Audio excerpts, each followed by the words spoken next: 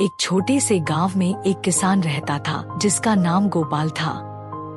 उसके पास बाप दादा से मिली थोड़ी सी जमीन थी। उस जमीन पर खेती करना बहुत मुश्किल था क्योंकि वह जमीन बंजर थी।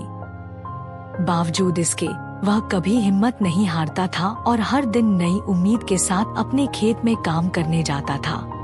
एक दिन जब गोपाल अपने खेत में हल चला रहा था, उसके हल की नोक जमीन में कुछ सख्त से टकराई। उसने खुदाई की और पाया कि वहाँ एक छोटा सा चमकदार बीज पड़ा हुआ था।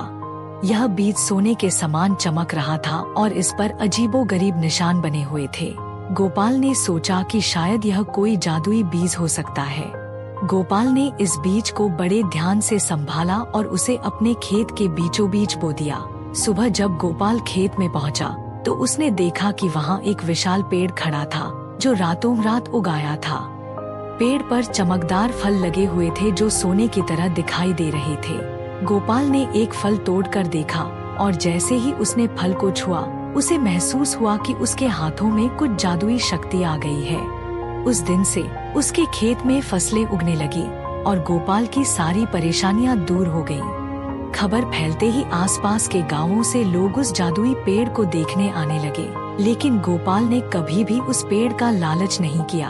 वह जानता था कि यह सब प्रकृति का वरदान है और इसे संभाल कर रखना उसकी जिम्मेदारी है।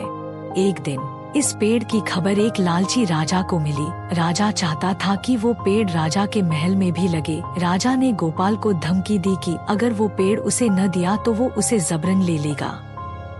गोपाल ने राजा को बुलाया और उसे पेड़ के नीचे बिठाया। उसने राजा को एक फल दिया और कहा, महाराज, इस फल को खाकर देखिए, आपको जो चाहिए वह मिल जाएगा। राजा ने फल खाया और कुछ ही क्षणों में उसे अपने अंदर एक शांति का अनुभव हुआ। उसे समझ आ गया कि सच्ची खुशी और समृद्धि लालच में नहीं बल्कि संतोष में है। राजा ने गोपाल से माफी मांगी और उसे अपने खेतों की देखभाल करने दी। इसके बाद गोपाल और उसका गांव फलते फूलते रहे और वे सभी खुशी और आपसी समझ के साथ रहने लगे। गोपाल की कहानी ने सभी को यह सिखाया कि प्रकृति के साथ मेलजोल और सम्मान से ही सच्ची समृद्धि आती है।